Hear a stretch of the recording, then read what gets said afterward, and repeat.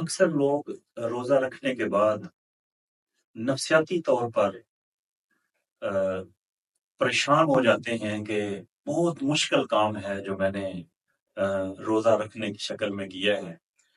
اب اس روزے کو اینڈ تک لے جانا شاید بڑا مشکل ہے، لہذا وہ اپنا کام کاج چھوڑ دیتے ہیں، اپنے معمولات چھوڑ دیتے ہیں اور کوشش کرتے ہیں کہ اپنے کچھ ضروری کام رات کو نپٹا لیے جائیں اور سارا دن وہ سویا جائے اور زیادہ سے زیادہ آرام کیا جائے. دیکھیں، روزہ رکھ کے آرام کرنے سے آپ کی صحت بہت زیادہ متاثر ہو سکتی ہے. جو آپ کا روٹین کا آرام ہے، زور سے اثر تک خیر اللہ کر لیں، یہ سنت رسول بھی ہے، لیکن یہ کہ سارا دن سوتے رہنا، یہ آپ کی صحت کے لیے نقصان دہ ہو سکتا ہے. انسانی جسم کو جتنا تحرک ملے گا، جتنی اس کو حرکت اور موومنٹ ملے گی، یہ اتنا ہی صحت مند اور تندرست رہے گا. اور روزے کے فوائد بھی